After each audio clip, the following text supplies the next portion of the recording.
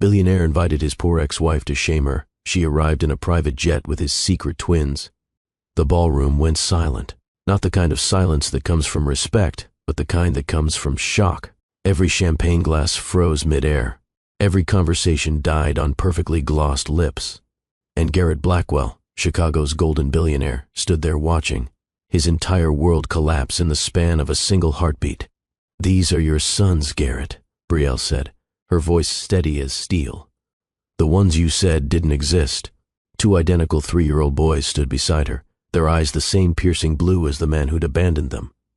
The resemblance was undeniable, devastating, impossible to explain away. Tessa Vanderbilt, the senator's daughter draped in diamonds and delusion, turned to him with mascara already streaking down her face. "You told me she lost the babies. You told me she was lying." Garrett's mouth opened, but no words came out. For the first time in his life, the man who'd built an empire on silver-tongued promises had nothing to say. And then the screens behind him flickered, changed. Financial records filled the massive displays. Offshore accounts, falsified charity reports. 3 years of fraud laid bare for every camera, every guest, every person who'd ever believed he was untouchable. "You wanted to shame me tonight," Brielle continued, stepping closer. "You invited me here to parade my poverty in front of Chicago's elite, to make me feel small, to remind me what I lost." She paused, letting the weight of her next words settle over the room like snow. "But the only person being exposed tonight is you." Federal agents entered through the double doors. The click of handcuffs echoed across marble floors. And as they read Garrett Blackwell his rights, the woman he'd tried to erase stood tall, surrounded by the truth he could no longer deny. "But before I tell you how we got here, before I show you the moment justice finally caught up with a man who thought he was above consequences, you need to understand something. This story isn't really about revenge. It's about a woman who was told she was nothing and decided to prove that nothing can become everything when you refuse to disappear. Have you ever been discarded by someone who promised you forever? Have you ever been told to stay quiet, stay small, stay invisible while the person who destroyed you lives large? Have you ever wondered what would happen if you stopped accepting their narrative and started writing your own? This is that story, and I promise you, you won't see the ending coming. Stick with me, because what you're about to hear is about a billionaire who thought he could erase a woman like she never existed, about the twins he abandoned in a hospital, about 3 years of survival that became a masterclass in silent strength, and about the night she walked back into his world, not begging, not broken, but flying above him in ways he could never reach. Now, before we dive in, I need something from you. If you love stories about underdogs who rise up and make the powerful pay, hit that like button right now. Seriously, just tap it and drop a comment telling me where you're watching from, or just say, "I'm with you, Mr. Hearthline. Let's build this community together, because trust me, this story is about to take you on a ride." All right, let's go back to where it all started, to a night when rain hammered against the windows of Chicago's most expensive tower, and a woman's life shattered like glass. Rain fell in sheets that November night, turning Michigan Avenue into a river of brake lights and broken reflections. Inside the Blackwell Tower, 63 floors above the chaos, everything gleamed. Polished marble, floor-to-ceiling windows, furniture that cost more than most people's annual salary. And at the center of it all stood Garrett Blackwell, a man who wore wealth like armor and wielded charm like a weapon. Brielle Hayes stood across from him, her hand instinctively resting on the small swell beneath her winter coat. 6 months pregnant with twins she hadn't planned, but already loved more than her next breath. "You've become a liability," Garrett said. His voice was smooth, controlled, the same voice that had once whispered promises into her hair now delivered. Her execution, with the emotion of a quarterly earnings report. Brielle felt her throat tighten. "A liability. The merger with Vanderbilt Industries depends on my image," he continued, moving to the bar cart to pour himself 2 fingers of bourbon. Clean, stable, unmarried to complications. The word hit her like a slap. "Complications? Garrett, I'm carrying your children." He glanced at his Patek Philippe watch, the one she'd given him for their first anniversary, back when she still believed expensive gifts could translate to love. "You say that, but we both know you were seeing other people before we separated." The accusation hung in the air like poison gas. "That's not true," she whispered. "You know that's not true." Garrett turned, backlit by the city lights, looking every bit the god he believed himself to be. What I know is that the board needs confidence, and confidence doesn't come from tabloid stories about pregnant ex-wives making claims. He slid a folder across his mahogany desk. Sign the NDA. You'll receive a one-time payment, $50,000. Enough to disappear quietly. Brielle stared at the papers. Her vision blurred. And if I refuse? His smile was sharp enough to draw blood. Then I'll make sure every door in this city closes in your face. No job, no apartment, no future. You'll be a cautionary tale people tell at cocktail parties. He took a sip of his bourbon. The unstable woman who tried to trap Garrett Blackwell. Thunder rolled across Lake Michigan. The windows rattled. Somewhere in the building, a clock chimed 10. Brielle looked at the man she'd married 4 years ago. The man who'd gotten down on one knee at Navy Pier and promised her the world. The man who now looked at her like she was something he'd stepped in on his way to greatness. I won't sign, she said quietly. Garrett's expression darkened. Then you'll regret it. She wanted to scream, to throw his words back in his face, to remind him of every promise he'd made. But her babies kicked tiny fists against her ribs, and she remembered who she was fighting for. I'm already living with regret, she said. His name is Garrett Blackwell. She turned toward the door, her cheap coat suddenly feeling like the most honest thing in the room. Brielle, he called after her. She paused. Don't come back. Don't call. Don't exist in my world anymore. Are we clear? She didn't answer. She just walked out, the sound of her footsteps swallowed by expensive carpeting. The elevator ride down felt like falling. 63 floors of descent, watching the numbers drop like her life unraveling in reverse. When the doors opened to the lobby, the doorman looked at her with something like pity. Do you need a cab, Miss Hayes? She shook her head. She couldn't afford a cab. She could barely afford the bus. Outside, November rain hit her face like tiny knives. The city that had once felt like home now felt hostile. Every lit window mocked her. Every warm restaurant full of laughing people reminded her of what she'd lost. Her phone buzzed. A text from an unknown number. Final warning. Sign the papers or suffer the consequences. Brielle stood on the corner of Michigan and Randolph, rain soaking through her coat, and made a decision that would define the next 3 years of her life. She wouldn't sign. She wouldn't disappear. She would survive, even if it killed her. But I need to take you back further, because you can't understand how she survived without understanding who she was before Garrett Blackwell tried to erase her. 4 years earlier, Brielle Hayes was serving champagne at the Chicago Children's Hospital Gala. She wasn't a guest. She was staff, invisible in black pants and a white shirt, carrying silver trays through crowds of people who looked through her like she was air. She didn't mind. The job paid her rent. And honestly, she liked watching people celebrate for a good cause, even if she'd never be one of them. That's when Garrett Blackwell noticed her. Not because she was the most beautiful woman in the room, though she was lovely in an understated way, but because she smiled at an elderly man struggling with his wine glass, and spent 5 minutes helping him even though it wasn't her job. You're kind, Garrett said, appearing beside her at the bar. She looked up, startled. She recognized him from the program. Keynote speaker, youngest CEO in Blackwell Industries history, net worth north of $200 million. I'm just doing my job, she said. No, he replied, his blue eyes holding hers. Kindness is never just a job. And just like that, she was hooked. Their first date was coffee at a place in Wicker Park where he insisted on trying her favorite instead of his usual espresso. Their second date was walking the river walk at sunset. By the third date, he'd told her she made him want to be better. Everyone in my world wants something from me, he'd said. But you just want me. It was the most romantic lie she'd ever believed. 6 months later, he proposed at Navy Pier. Got down on one knee with a 4-carat emerald-cut diamond while fireworks exploded over the lake. Brielle Hayes, he said, you make me believe in love. Marry me. She said yes through happy tears, never noticing the way his smile didn't quite reach his eyes, never questioning why his family didn't attend the small wedding, never wondering why he kept her separate from his business life. Love, she would later learn, makes you blind to red flags the size of buildings. The first year of marriage was good, or at least it looked good. Garrett worked late, traveled often, but when he was home, he was attentive, generous. He bought her gifts, took her to expensive restaurants, introduced her as my wife with what seemed like pride. But slowly, subtly, things changed. He started critiquing her clothes. "You're a Blackwell now. You should dress the part." Then her friends, "They're holding you back, Brielle. You need to evolve." Then her job at the magazine where she worked as an editorial assistant. "You don't need to work. It's embarrassing. What will people think?" By year 2, she'd quit her job, distanced herself from friends, and built her entire world around Garrett Blackwell, which meant when he decided to destroy her, she had nothing to fall back on. The pregnancy happened in year 3.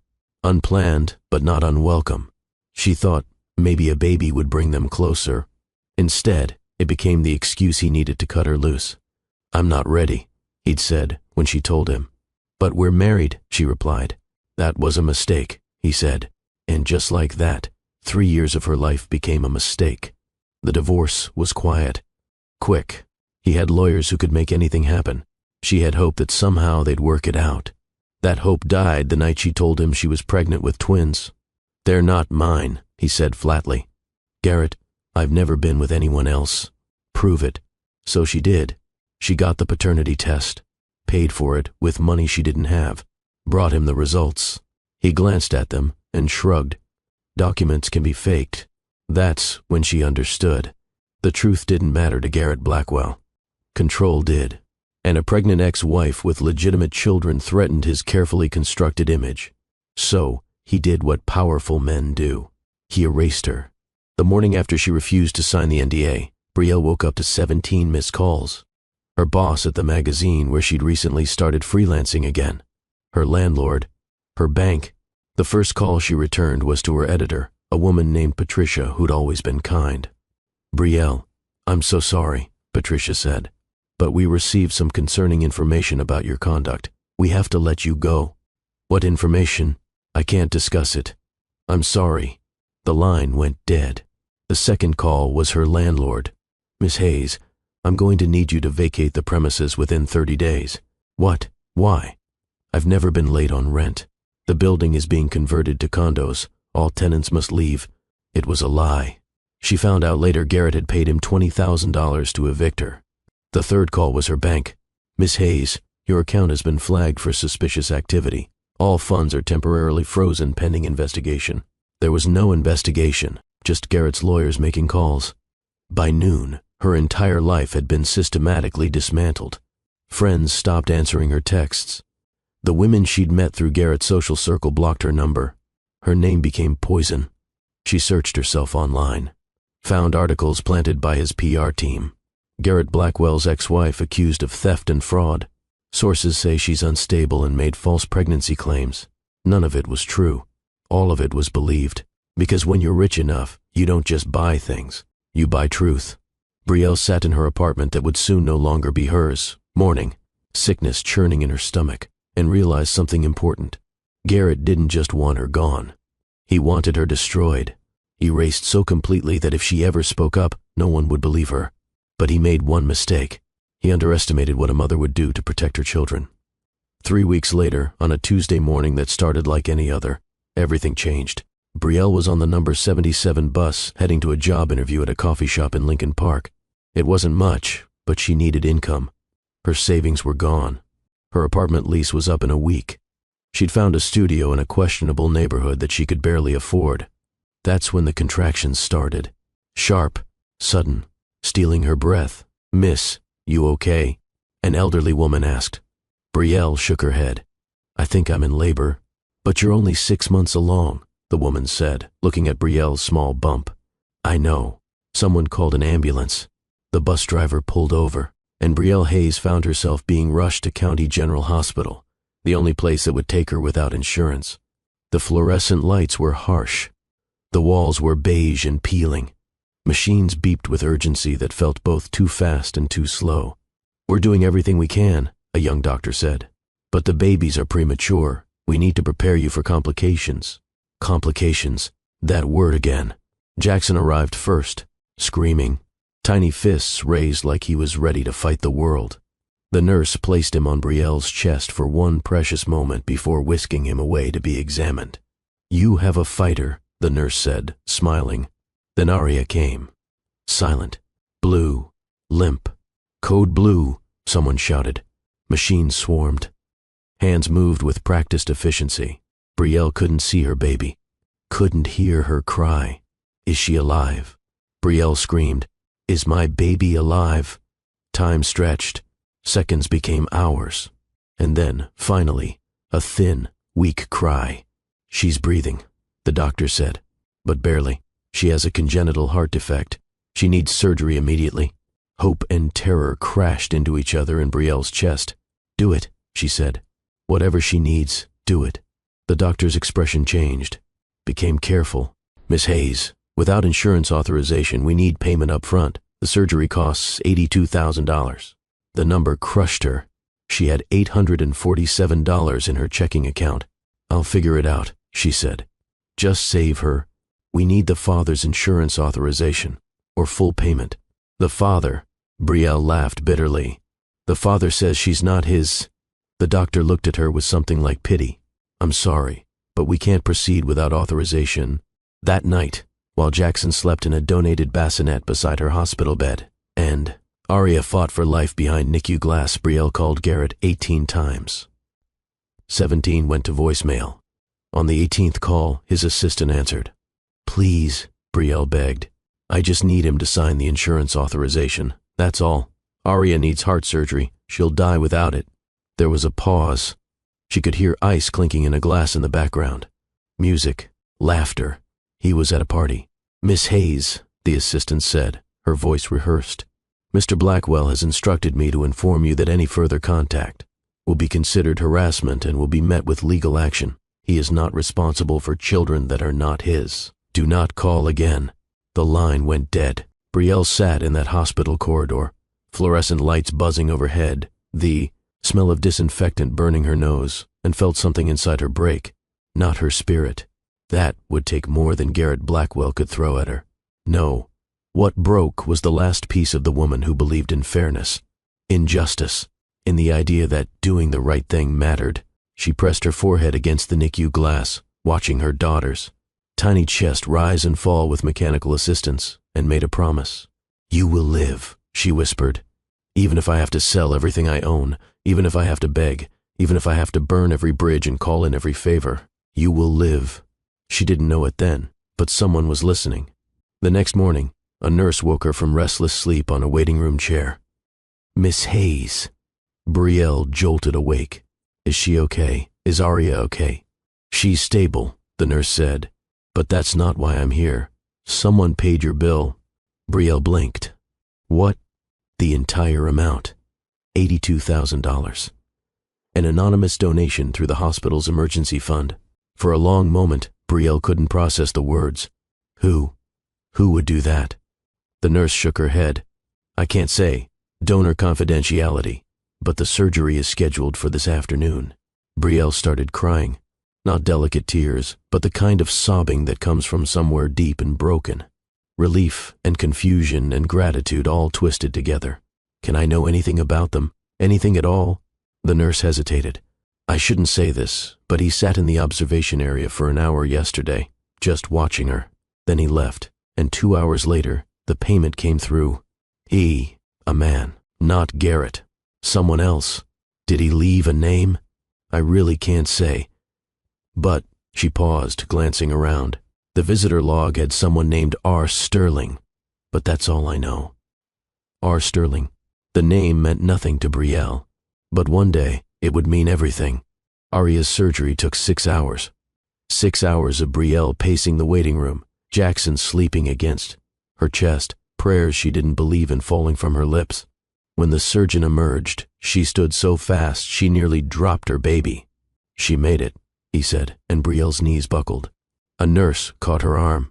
Your daughter is a fighter, Miss Hayes. The repair went perfectly. She'll need follow-up care, but she's going to live. Brielle held Jackson tighter and whispered, We made it, baby. Your sister made it. 2 days later, she was discharged. 2 babies. No car, no crib, no plan.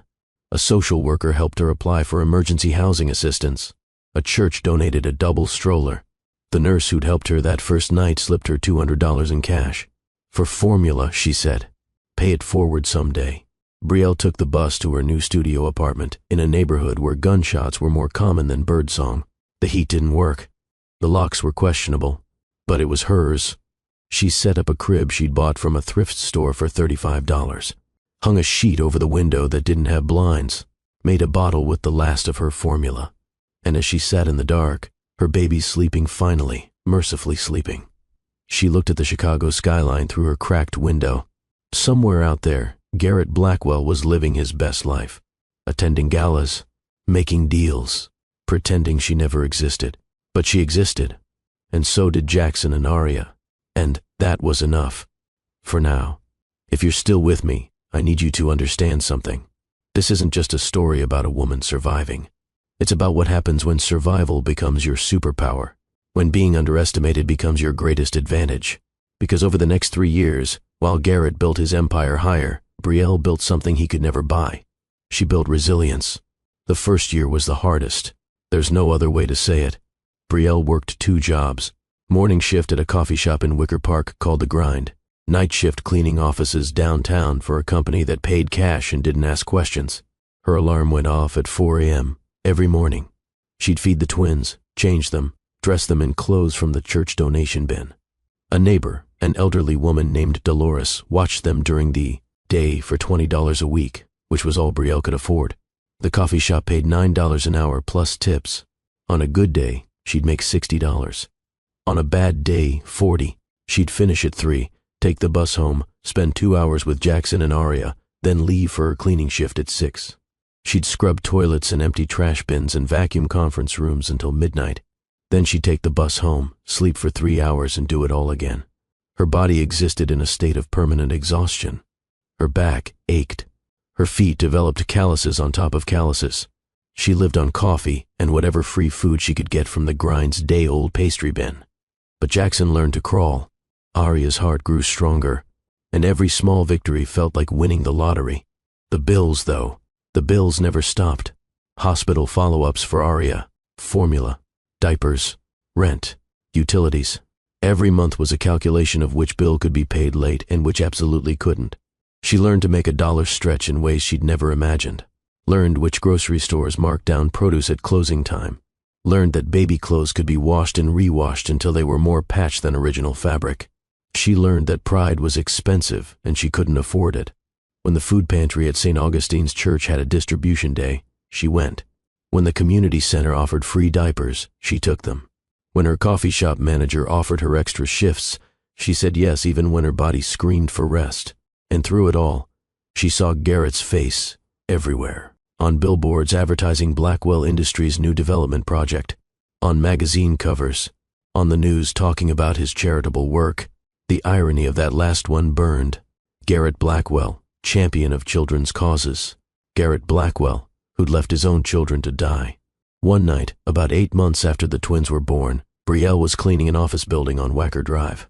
It was late, past midnight. The cleaning crew had left, but she'd volunteered to stay and finish the executive floor for extra pay. She was emptying a trash bin when she saw it, a discarded copy of Chicago magazine. And there on the cover was Garrett, smiling that smile she used to believe was real, standing next to a beautiful blonde woman. Garrett Blackwell announces engagement to Tessa Vanderbilt, daughter of Senator James Vanderbilt. Chicago's power couple makes it official. Brielle stood there, trash bag in one hand, magazine in the other, and something inside her cracked. Not broke, she was past breaking. It cracked open, and what came out wasn't tears. It was rage. Cold, clear, focused. He'd moved on, found someone suitable, someone from the right family with the right connections, someone who would enhance his image instead of threatening it. And she was here at 1mm, cleaning his world's garbage. She wanted to scream, to throw something, to call him and tell him exactly what she thought. Instead, she carefully tore out the page with his photo, folded it, put it in her pocket. "You think you've won," she whispered to the empty office. But this isn't over. She didn't know what that meant yet, didn't have a plan. But the woman who'd once begged him for mercy was gone. In her place was someone harder, someone who'd learned that the world doesn't reward kindness, it rewards strength. And she was getting stronger every day. At home, she pinned the magazine page to her wall. Not his shrine, As a reminder, every morning when she woke up exhausted, she'd look at it. Every night when she came home defeated, she'd see it. He wants me to disappear, she told herself, so I'll disappear. But ghosts have a way of coming back. By the time the twins turned 2, Brielle had paid off half of Aria's medical debt. It had required selling everything of value she still owned: her engagement ring, her grandmother's necklace, the designer clothes from her old life. The pawn shop owner on Milwaukee Avenue knew her by name now. "What do you have for me today, Brielle?" he'd ask. She'd slide whatever she'd decided she could live without across the counter. He'd examine it, quote a price that was always lower than it should be, and she'd take it because she had no choice. Her wedding ring was the last thing to go. She stood at the counter, staring at the gold band that had once symbolized forever, and felt nothing. It was just metal, just an object, and objects could be traded for things that mattered. "I can give you $800, the owner said. It had cost $40,000 when Garrett bought it. "Okay," she said. He counted out the bills. She put them in her wallet, walked out, went to the pharmacy and bought 3 months of Aria's heart medication. That night, she looked at her bare finger and smiled. She was free. Meanwhile, across the city in a penthouse that cost more per month than Brielle made in a year, Garrett Blackwell was planning his future. Tessa Vanderbilt was perfect, beautiful in that polished, expensive way, connected through her father's political network, smart enough to be interesting, but not so smart that she'd question him. "Darling, what do you think about an engagement party at the Drake?" she asked, scrolling through venues on her iPad. Garrett smiled. "Whatever you want, sweetheart. I was thinking we could make it a charity event, raise money for your foundation, show Chicago that we're not just about wealth, we're about giving back." Perfect. Exactly the kind of optics he needed for the Vanderbilt Industries merger. "Brilliant idea," he said. Tessa beamed. "Oh, and I saw we should invite some of your former associates, show there's no hard feelings, fresh starts and all that." "Like who?" "Well, I noticed you were once married, briefly, to a woman named Brielle Hayes." Garrett's smile tightened. "That was a mistake. She's not relevant anymore." "I know, but imagine the press, the magnanimous billionaire who's so secure in his success that he can extend an olive branch to his past. It would show incredible character." He considered it. The optics were good, and honestly, it would be satisfying to have Brielle see what she'd lost, to parade Tessa and his success in front of the woman who'd tried to trap him. "You know what? You're right. Let's invite her." "Really?" Tessa was surprised. "Sure. I mean, what's she going to do? Make a scene? She's probably working some minimum wage job, barely scraping by. It'll be a reminder to everyone what happens when you aim above your station." Tessa laughed. "Garrett, you're terrible." "I'm practical." He had no idea he'd just made the worst decision of his life. The invitation arrived on a Tuesday. Brielle was coming home from her morning shift, twins in their stroller, when she checked her mailbox. Junk mail, a bill, and a cream-colored envelope that was clearly expensive. She opened it standing right there in the building's dingy lobby. "You are cordially invited to celebrate the engagement of Garrett Blackwell and Tessa Vanderbilt. The Drake Hotel, black tie, November 7th. Her hands started shaking. Not from fear, from recognition. This wasn't an olive branch. It was a trap. She flipped the card over. On the back, handwritten in Garrett's distinctive scrawl, "Brielle, let's settle the past once and for all. Come alone. We have custody matters to discuss." Custody. He'd ignored his children's existence for 3 years. Never sent a dollar. Never asked about their health. Never acknowledged them. And now, on the eve of his engagement to a senator's daughter, he wanted to discuss custody. Brielle stood there, her babies babbling in their stroller, unaware that their father had just tried to threaten their mother. Her first instinct was rage. Her second was fear. Her third was calculation. If Garrett was bringing up custody, it meant he saw them as a liability. Maybe Tessa didn't know about them. Maybe he wanted Brielle to sign away any claim so he could marry into political royalty without complications. She could ignore the invitation, stay invisible, or she could walk into his trap and flip it on him. For 3 years, she'd survived by staying small. Maybe it was time to stand tall. She pulled out her phone and dialed a number she'd kept but never called. A number given to her by the hospital social worker. A number that belonged to someone who might be able to help. It rang 4 times. Then a voice answered, smooth and calm. This is Rowan Sterling. Brielle took a breath. Mr. Sterling, you don't know me, but my name is Brielle Hayes, and I think it's time we had a conversation about Garrett Blackwell. There was a pause. Then, I've been waiting 3 years for you to call. And just like that, everything changed. Rowan Sterling suggested they meet at a diner on the south side, somewhere far from the gleaming towers where Chicago's elite made their deals. Brielle arranged for Dolores to watch the twins and took 2 buses to get there. The diner was the kind of place with cracked vinyl booths and coffee that tasted like it had been sitting since morning, but it was warm and anonymous. Rowan was already there when she arrived. He didn't look like she'd expected. No designer suit, no flashy watch, just jeans and a dark sweater and eyes that looked like they'd seen their share of betrayal. "Brielle Hayes," he said, standing as she approached. "Thank you for coming." She slid into the booth across from him. "You paid for my daughter's surgery."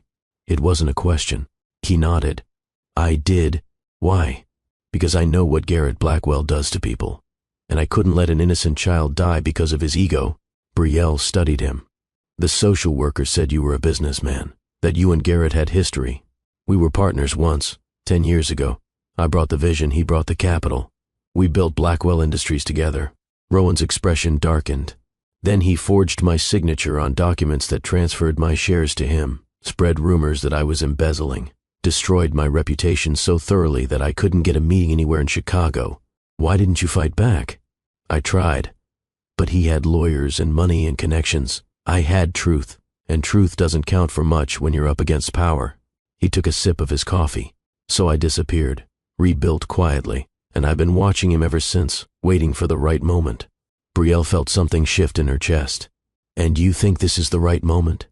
Rowan pulled a folder from the bag beside him. "For 3 years I've been documenting everything, financial records, offshore accounts, his foundation that's supposed to help children. It's a shell operation to launder money. I have proof." He slid the folder across the table. Brielle opened it. Page after page of bank statements, emails, transactions. "This is fraud," she said quietly. "Major fraud, the kind that gets federal attention. But I need one more piece to make it stick. I need access to his private server, the one in his office that has the original documents tying him directly to the transfers. And you need me to get that access. No, I need you to be a distraction while my team gets that access." Rowan leaned forward. "He invited you to his engagement party. He thinks you're broken, desperate. He's expecting you to show up poor and pathetic so he can feel superior. What he won't expect is for you to walk in there, be the spark that burns his entire empire down."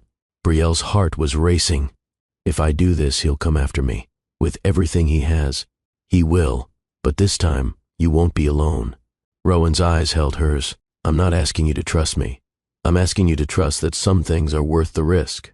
She thought about Jackson and Aria, about 3 years of struggle, about every night she'd cried herself to sleep wondering how she'd make it to morning, about the woman she used to be and the woman she'd become. "What do you need me to do?" Rowan smiled. It was the first real smile she'd seen from him.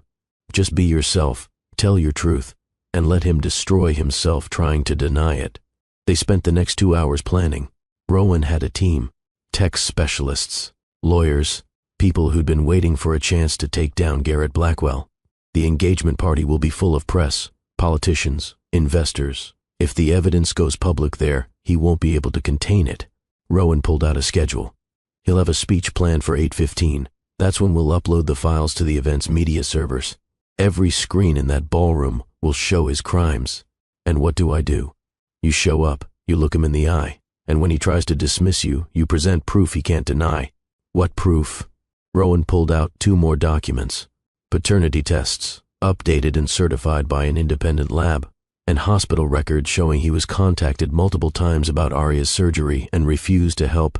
Brielle stared at the papers. "He'll say they're fake. Then you bring the twins."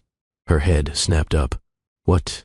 "Brielle, he can lie about documents. He can't lie about 2 3-year-olds who look exactly like him." Rowan's expression was gentle but firm. "I know it's asking a lot. I know you've protected them from this. But if you want to end this, if you want them to grow up without his shadow over them, they need to be visible. Just once." She felt tears burning. "They're babies. They don't deserve to be part of this." "No, they don't. But they're already part of it. He made sure of that when he denied them. Rowan reached across the table, stopping just short of touching her hand. This isn't about revenge, Brielle. This is about making sure he can never hurt you or them again.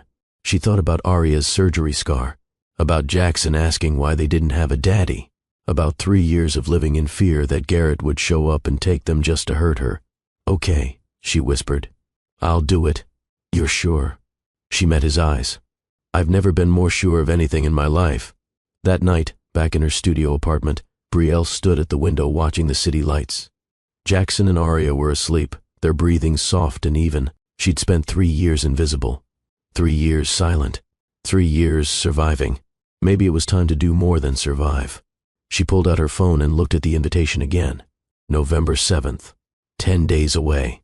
10 days to prepare, to get ready, to transform from the woman Garrett Blackwell had tried to erase into the woman who would destroy him.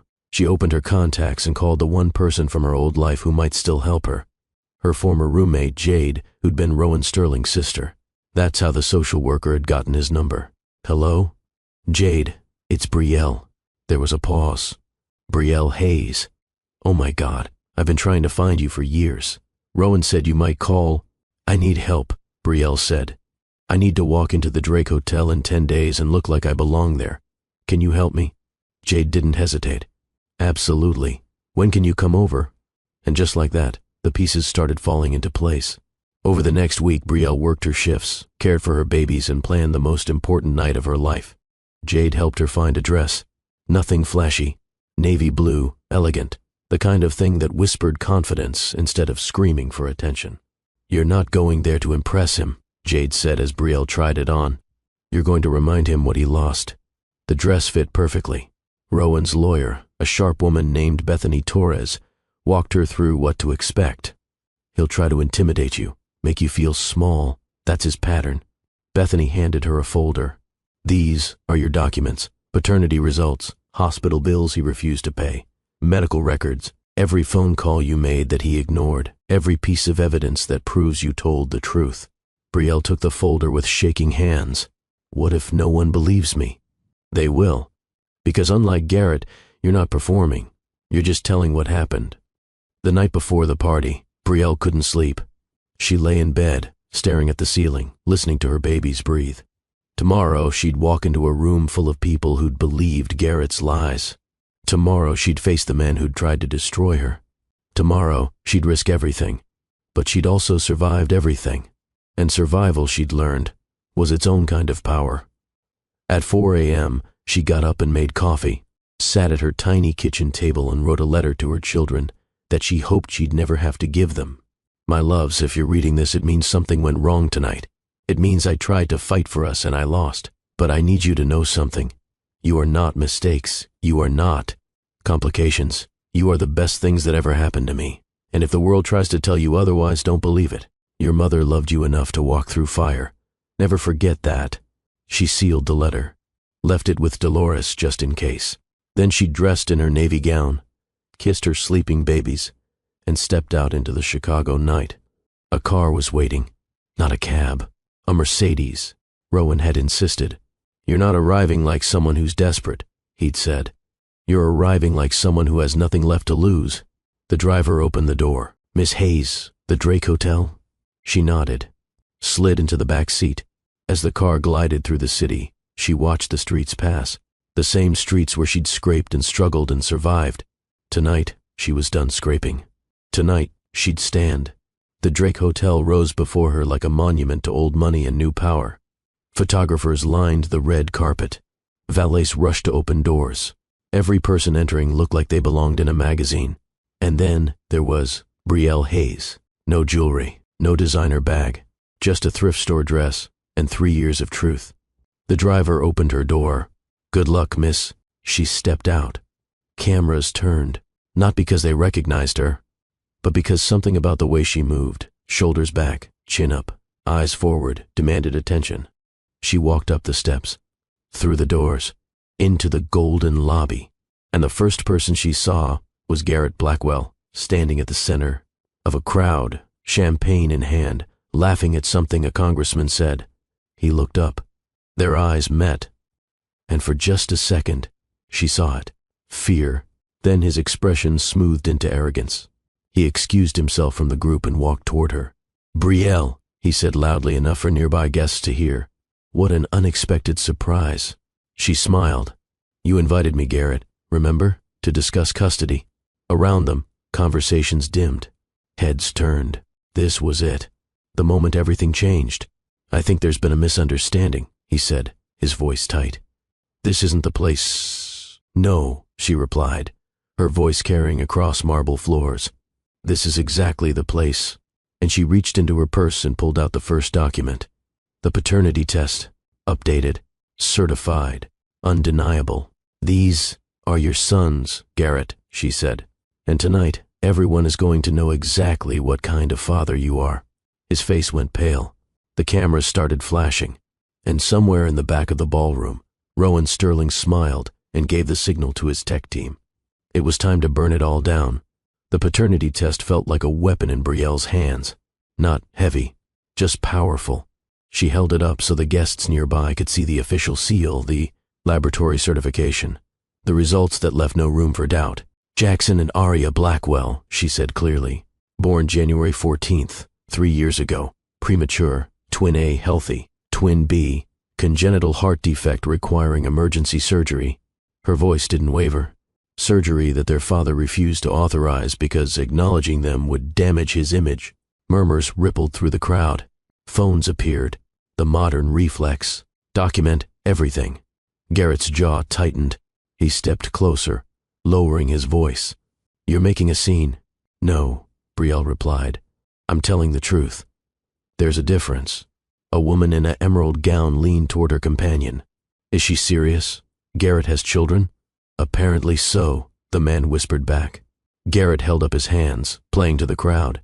That smile, the one that had gotten him everything he'd ever wanted. "Everyone, please, this is clearly a misunderstanding. Brielle and I were married briefly, yes, but these claims, these accusations, they're simply not true." "Then explain the DNA results," Brielle said. "Documents can be fabricated. Everyone knows that." He turned to address the gathering audience. "This woman has been harassing me for years, making false claims. My lawyers have repeatedly asked her to stop." Brielle felt the old fear trying to creep in. The fear that people would believe him, that money and charm would win over truth. But then she remembered 3 years of survival, 3 years of choosing her children over her pride, 3 years of becoming someone who didn't break. "You're right," she said. "Documents can be fabricated. That's why I brought something you can't fake." She pulled out her phone, opened her photo gallery, turned the screen toward the crowd. Jackson and Aria, 3 years old, blue eyes, dark hair, the same distinctive widow's peak that Garrett had, the same smile. A gasp went through the crowd. "Those children look exactly like him," someone said. Garrett's smile faltered. "Coincidence. Lots of children have blue eyes." "Not like yours," an older woman in the front said. "Young man, those are clearly your children." Tessa Vanderbilt chose that moment to appear, gliding through the crowd in a gown that probably cost more than Brielle's yearly rent. Beautiful, polished, perfect. "Darling," she said, linking her arm through Garrett's. "What's going on? Who is this?" Brielle looked at her. This woman who'd taken her place. This woman who had no idea what kind of man she was marrying. "I'm Brielle Hayes," she said gently. "Garrett's ex-wife, and the mother of his children." Tessa's perfect smile froze. "What? No. Garrett, you said you didn't have children." "I don't," he insisted.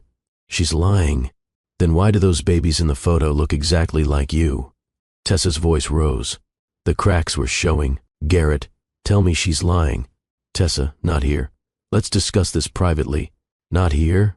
Tessa pulled away from him. "You're being accused of abandoning your children at a party full of press and politicians, and you want to discuss it privately?" The crowd was growing. People abandoning their champagne and hors d'oeuvres to witness the drama unfolding. Brielle pulled out another document. Hospital records.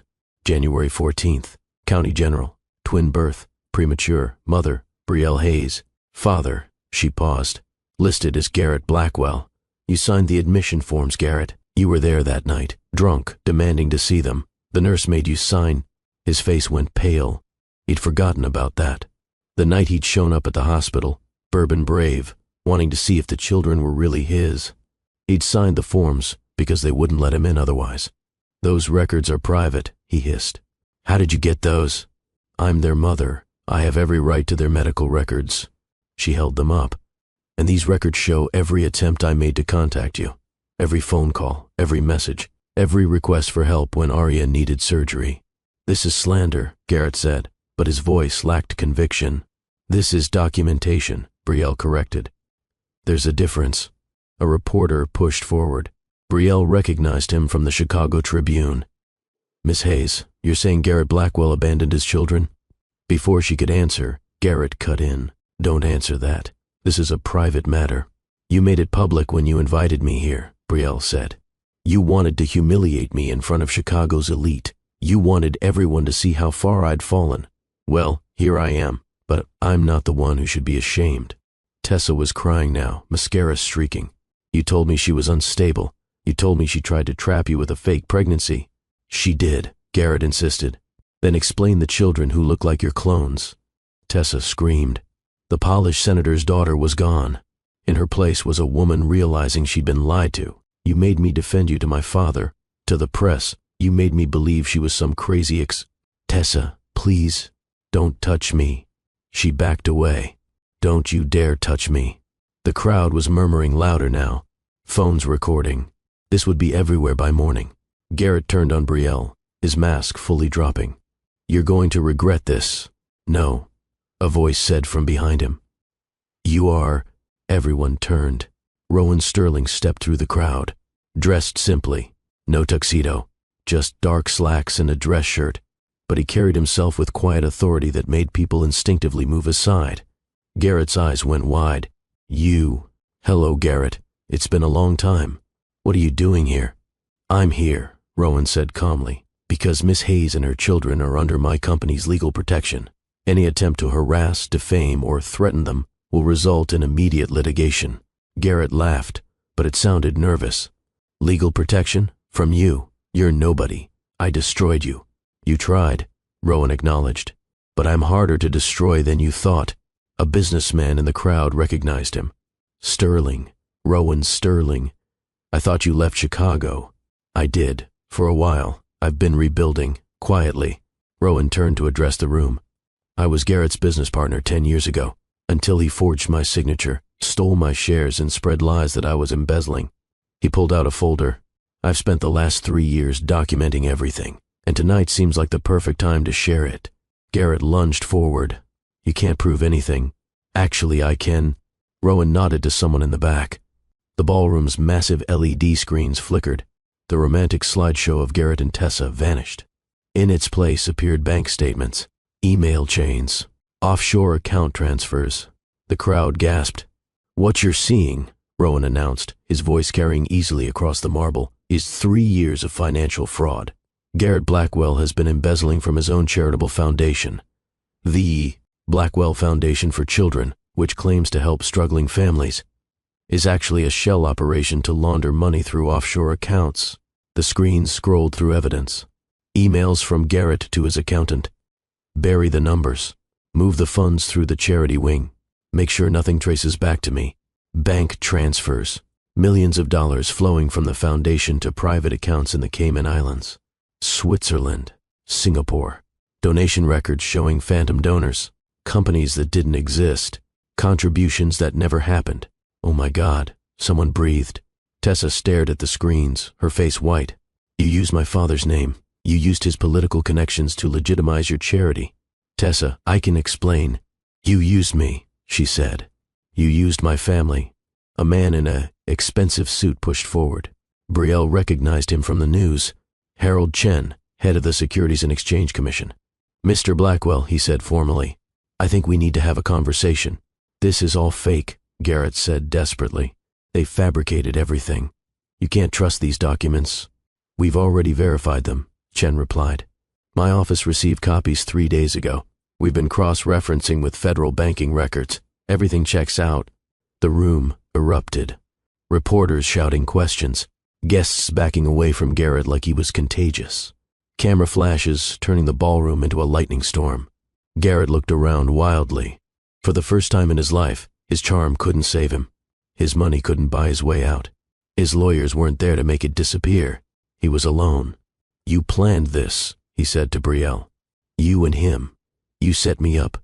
"No," Brielle said quietly. "You set yourself up. We just held up a mirror." Security guards were moving through the crowd now. Not hotel security. Federal agents in dark suits with badges clipped to their belts. "Garrett Blackwell," the lead agent said. "We have a warrant for your arrest on charges of wire fraud, tax evasion, money laundering, and misuse of charitable funds." "This is insane." Garrett backed away. "I'm not going anywhere. Sir, you can come voluntarily, or we can make this difficult." Garrett looked at Tessa. Tell them I wouldn't do this." She turned away. "I don't know what you'd do anymore." He looked at the crowd, at the people who'd celebrated him an hour ago. "Someone help me. Anyone." No one moved. Because power, Brielle realized, was only real when people believed in it, and no one believed in Garrett Blackwell anymore. The agent approached with handcuffs. The sound of metal clicking shut echoed through the silent ballroom. "You have the right to remain silent," the agent began. Brielle watched them read him his rights, watched them lead him toward the exit, and she felt something unexpected. Not triumph, not joy, just peace. As they passed her, Garrett stopped, turned. "This isn't over." She met his eyes. "Yes, Garrett, it is.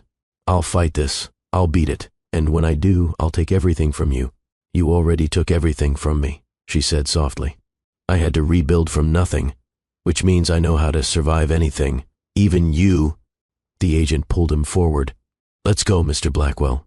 As they led him through the ballroom, through the crowd that parted like he carried disease, someone started clapping. Then, another person. And another, not enthusiastic applause, not celebration, but acknowledgement, respect for a woman who'd stood up to power and won. Brielle felt tears burning her eyes. For 3 years she'd been invisible, and now an entire room was seeing her, really seeing her. Tessa approached, makeup ruined, diamond necklace glittering against her throat like a noose. "I'm sorry," she said. Brielle blinked. "What?" "I believed his lies about you.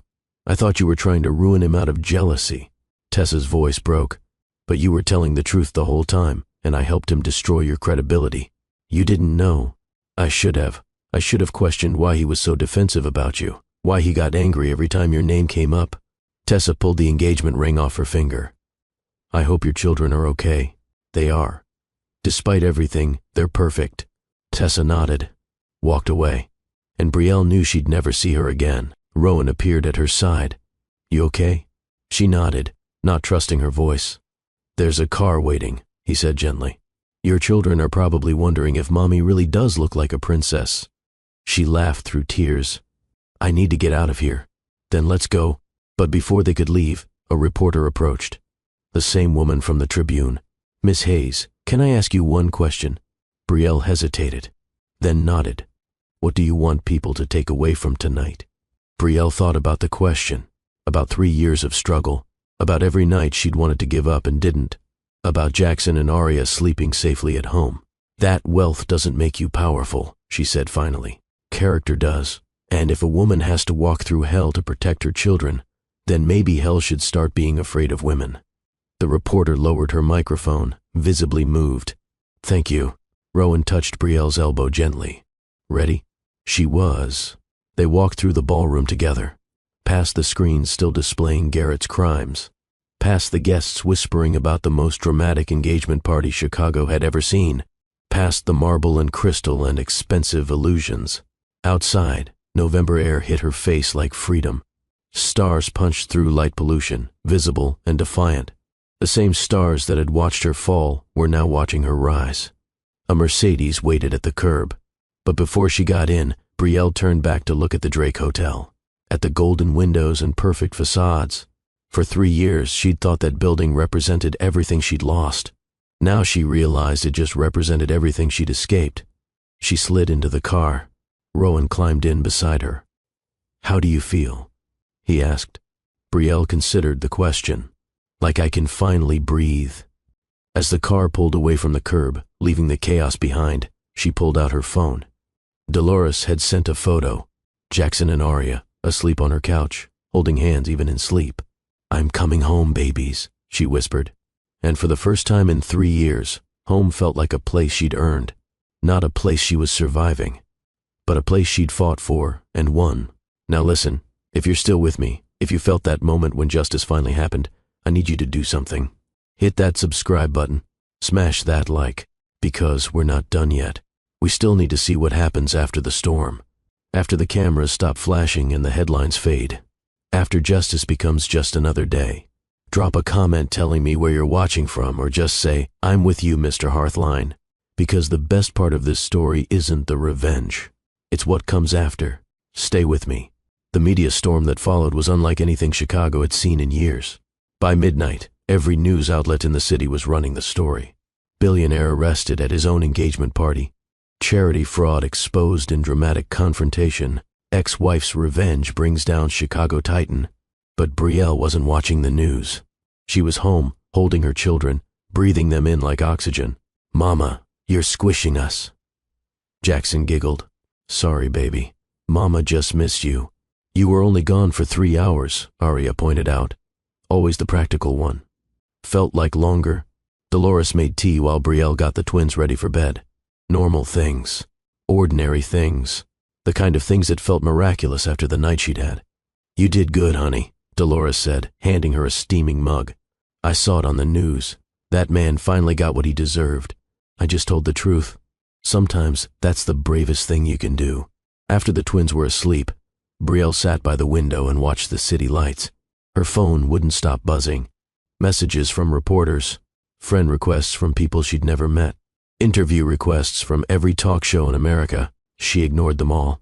This wasn't about fame. It wasn't about her story becoming entertainment. It was about making sure her children could grow up without his shadow. At 2 a.m, Rowan called. "You should know," he said. "The FBI is expanding their investigation. They found evidence of fraud going back 8 years. He's looking at serious prison time." "How much?" 25 years. Maybe more. Brielle absorbed that. A quarter century. Her children would be grown by the time he got out. "How do you feel about that?" Rowan asked. "I don't know. Relieved, sad, both." She sighed. "I don't want to be the kind of person who celebrates someone going to prison." "You're not celebrating. You're just finally safe." "Yeah, I guess I am." "Get some sleep, Brielle. Tomorrow's going to be another circus." He was right. By morning, reporters were camped outside her building. Cameras, microphones, questions shouted through the cold air. "Miss Hayes, how does it feel to take down Garrett Blackwell? Will you write a book about your experience? Are you pursuing full custody of the twins?" Brielle didn't answer. She just kept her head down, got the twins to daycare through the back entrance, and went to work. Because bills didn't stop coming just because justice happened. The coffee shop was packed with people who suddenly recognized her. Whispers followed her from table to table. Her manager, a kind man named Tom, pulled her aside. "Listen, I know you're going through something. If you need time off." "I need to work," Brielle said. "I need normal." "Okay. But if it gets too much, you tell me."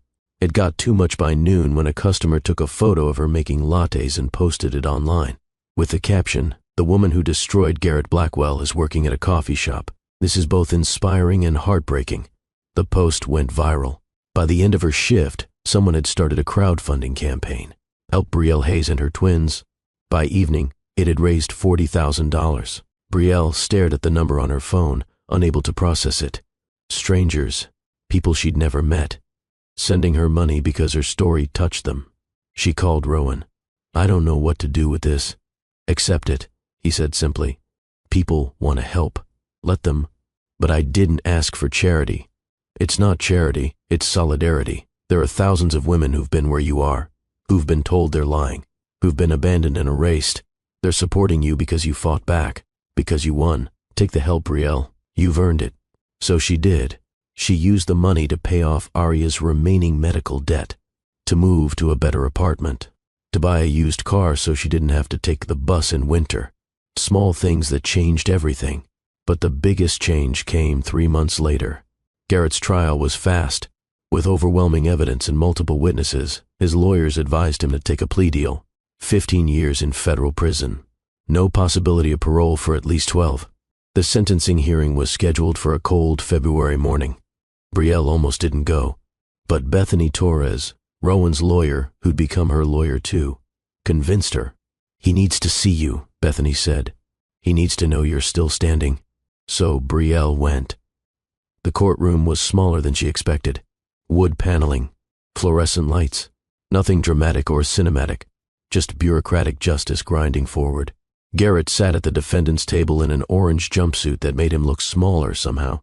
His hair needed cutting, his shoulders slumped. He looked human, breakable.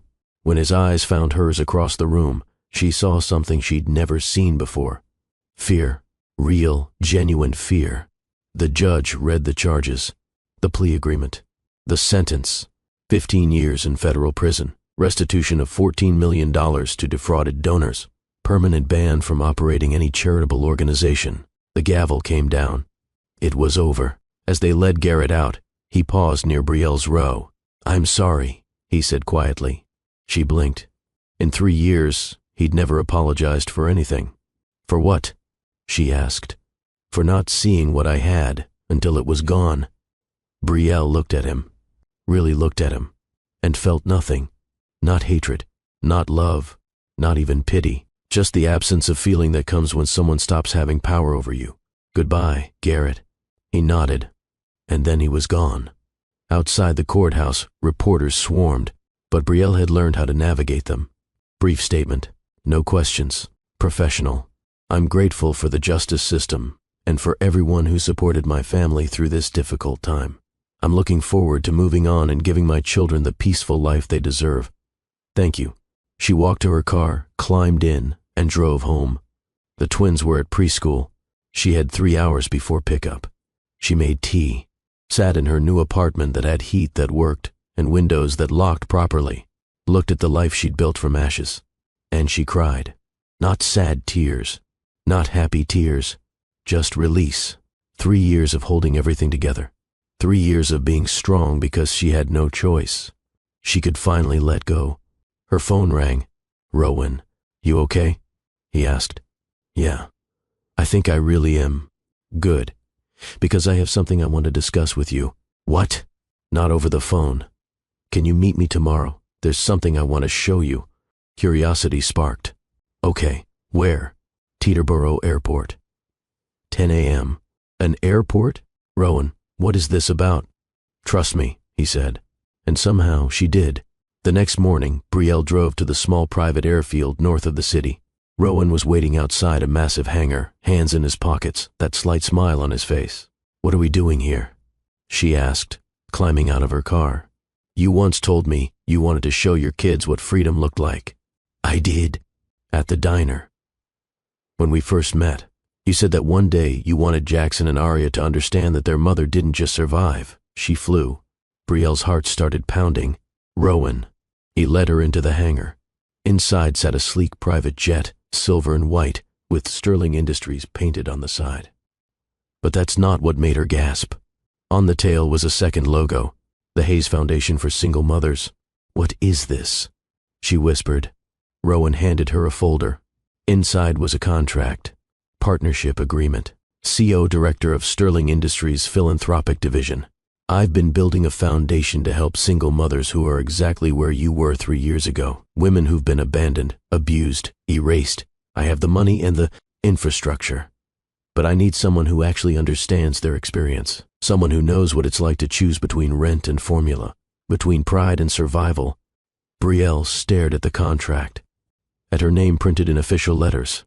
"You want me to run a foundation? I want you to help me build something that actually helps people, instead of just moving money around for tax breaks. Real help. Housing assistance, legal aid, medical coverage, childcare. Everything you needed and couldn't find. Rowan, I'm not qualified. I don't have a degree in nonprofit management or social work or anything. You have something better. You have experience. And you have heart." He paused. "Also, the salary is $80,000 a year to start, with benefits, full medical coverage for you and the twins." 80,000. That was more than she'd made in the last 3 years combined. "I don't know what to say." "Say yes. Say you'll stop punishing yourself for surviving and start helping other women do the same." Tears blurred her vision. Yes. Of course, yes. Rowan smiled. Good. Because I kind of already ordered business cards with your name on them. She laughed through tears. You were that sure? I had faith. There's a difference. He led her up the stairs into the jet. Inside was luxury she'd forgotten existed. Leather seats, polished wood, windows that showed the whole sky. I thought, Rowan said, that maybe today we could take your first flight as co-director. Show you the facility we're building in Wisconsin. Let you see what we're creating. The twins are in preschool. I know. I had my assistant arrange for early pickup. They're on their way here now. What? Right on cue, a car pulled up outside the hangar. The door opened. Dolores stepped out with Jackson and Aria, who immediately started running toward the plane. Mama, Mr. Rowan says we're going on an airplane. Brielle knelt and caught them both. You knew about this? Dolores grinned. Honey, some surprises are worth keeping. Jackson and Aria raced up the stairs into the jet, their excited voices echoing through the cabin. Mama, look at the seats. There's a TV in the ceiling. Can we really fly in this? Brielle looked at Rowan. This is too much. This is what you've earned, he corrected gently. Stop thinking you don't deserve good things. So she stopped thinking and started feeling. The pilot, a calm woman named Captain Anderson, gave the twins a tour of the cockpit. Let them sit in the seats. Showed them the controls. You know, the captain said, I have a daughter your age, and I always tell her that the sky doesn't care if you're rich or poor. It lets everyone who's brave enough fly. Aria looked up with wide eyes. Are we brave, Mama? Brielle pulled her close. Baby, you're the bravest people I know. 30 minutes later, they were airborne. Brielle pressed her face to the window and watched Chicago shrink below them. The towers that had once felt like monuments to her failure now looked small, manageable, just buildings. Jackson and Aria were glued to the opposite windows, noses pressed to glass, watching clouds race past. Mama, we're flying, Jackson shouted. We're really, really flying, Aria echoed, and Brielle realized something. For 3 years, she'd been so focused on survival that she'd forgotten to imagine what came after. But here it was. After, the thing that happens when you refuse to quit. Rowan sat across from her, reading through foundation proposals. He looked up and caught her watching him. What are you thinking? He asked. That I don't know how to do this. Do what? Be happy. I've spent so long fighting that I don't know how to just be. He set down his papers. Then learn. You've got time, and you've got people who want to help you figure it out. Why? The question burst out before she could stop it. Why do you care so much? You barely know me. Rowan was quiet for a moment.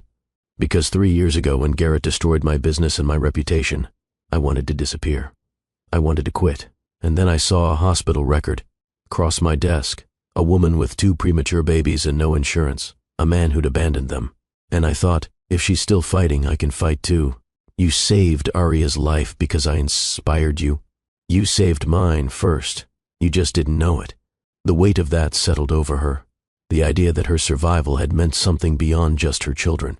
That her refusal to quit had rippled outward. Thank you, she whispered.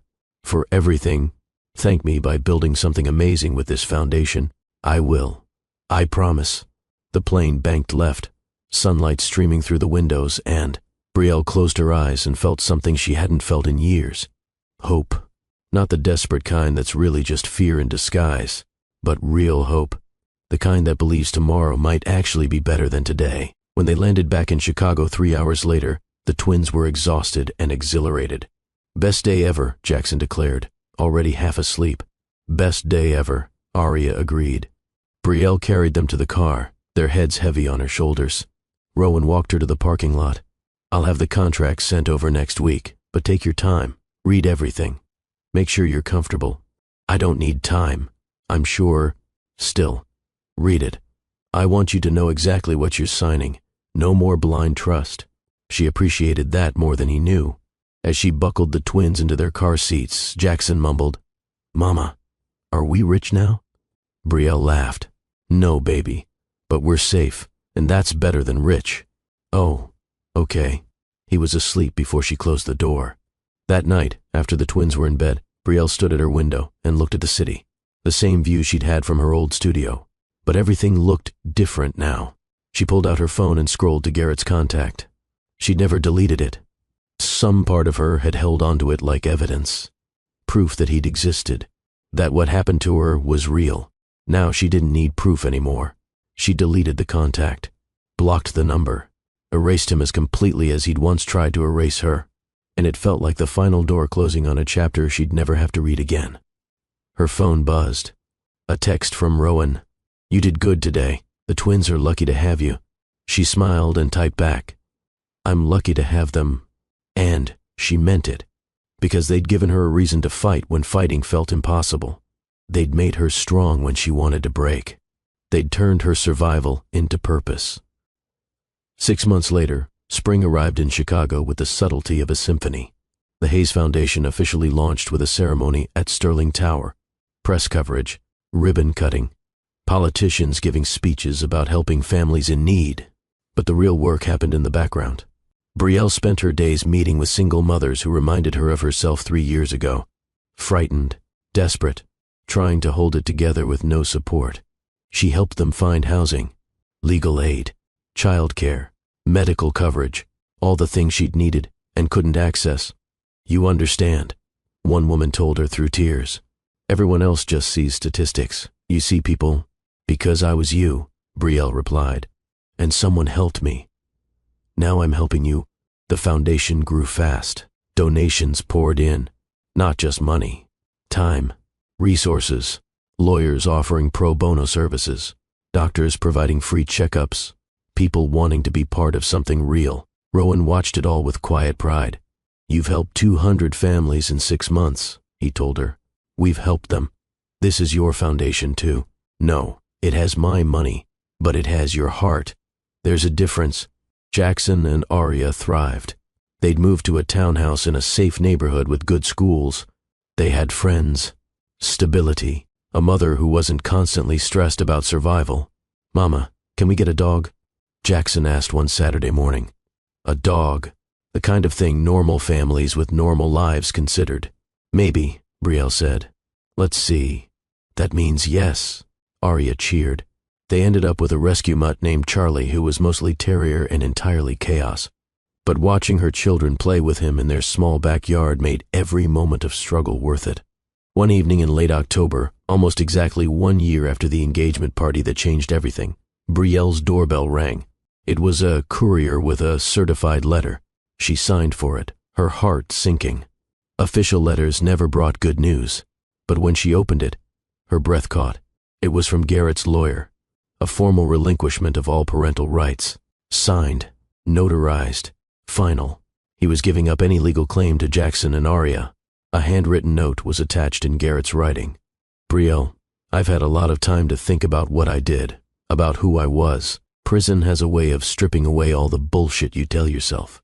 I destroyed you because I was too weak to admit I was scared. Scared of being a father, scared of anything I couldn't control. You deserved better. The twins deserved better.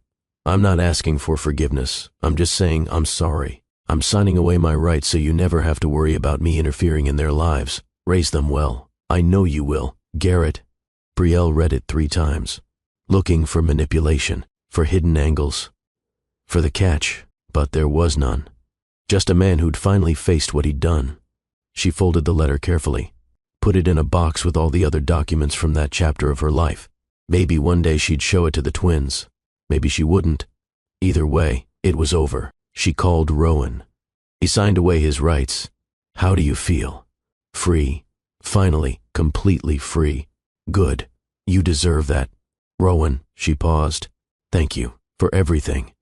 For believing me when no one else did. For standing beside me. For giving me a chance to build something meaningful. You would have built something meaningful with or without me. I just provided the resources. Still, thank you." After they hung up, Brielle made hot chocolate for the twins. They sat together on the couch, Charlie sprawled across their laps, and watched a movie about a princess who saved herself. "Mama," Aria said during a commercial, "when I grow up I want to be like you." "Like me?" "Yeah. Brave and strong and someone who helps people." Brielle's eyes burned with tears. "Baby, you're already all those things." "Really?" "Really." Jackson looked up. I'm brave and strong too, right? The bravest and strongest.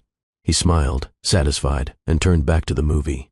And Brielle sat there, her children warm against her sides, and thought about the woman she'd been 3 years ago. That woman had been broken, terrified, certain she couldn't survive. But she had survived. And in surviving, she'd become someone who could help others do the same. The revenge she'd thought she wanted turned out to be the wrong goal. Justice was better. Peace was better. Building something meaningful instead of tearing something down was better. Garrett was in prison, but that's not what gave her closure. Closure came from waking up every day and knowing her children were safe. From helping other women escape the same trap she'd been in. From learning that her worth wasn't determined by who left her, but by who she became after. Her phone buzzed. A text from an unknown number. "Hi, my name is Keisha. The Hayes Foundation helped me last month with emergency housing.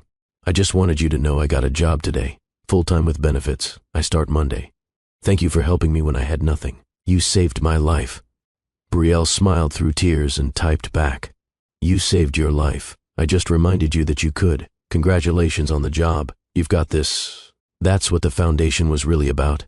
Not saving people, but reminding them they could save themselves. Because Brielle had learned the hard way that the world doesn't give you permission to survive. You have to take it. And once you do, once you claim your right to exist and thrive despite everyone who tried to erase you, that's when you become unstoppable. So let me ask you something. If you're still here, still with me, still feeling this story in your chest, I need you to understand what it really means. This isn't just about Brielle Hayes. This is about every woman who's been told she's not enough. Every single mother fighting battles no one sees. Every person who's been underestimated and decided to prove the world wrong. Brielle didn't win because she destroyed Garrett Blackwell. She won because she refused to let his cruelty define her worth. And that's the lesson. That's what I want you to take from this. Your value doesn't come from the people who love you. It comes from loving yourself enough to keep going when everyone else has given up on you. Shame only works on people who believe they have something to be ashamed of. And survival? Survival is the most powerful form of resistance. So if you're in a difficult place right now, if someone has tried to make you disappear, if you were wondering whether you can make it through tomorrow, let Brielle's story be your answer. You can. You will. And one day, you'll look back at this moment and realize it wasn't your ending. It was your beginning. Now I need you to do 3 things for me. First, hit that subscribe button and turn on notifications. This channel is about stories that matter. Stories that remind us what real strength looks like. And I'm just getting started. Second, share this video. Send it to someone who needs to hear it. Because there's a woman out there right now who feels like Brielle did 3 years ago. Alone. Afraid. Convinced she can't make it. Your share might be what saves her. Third, and most important, drop a comment. Tell me where you're watching from. Tell me what this story meant to you. Or just say, I'm with you, Mr. Hearthline, because we're building a community here.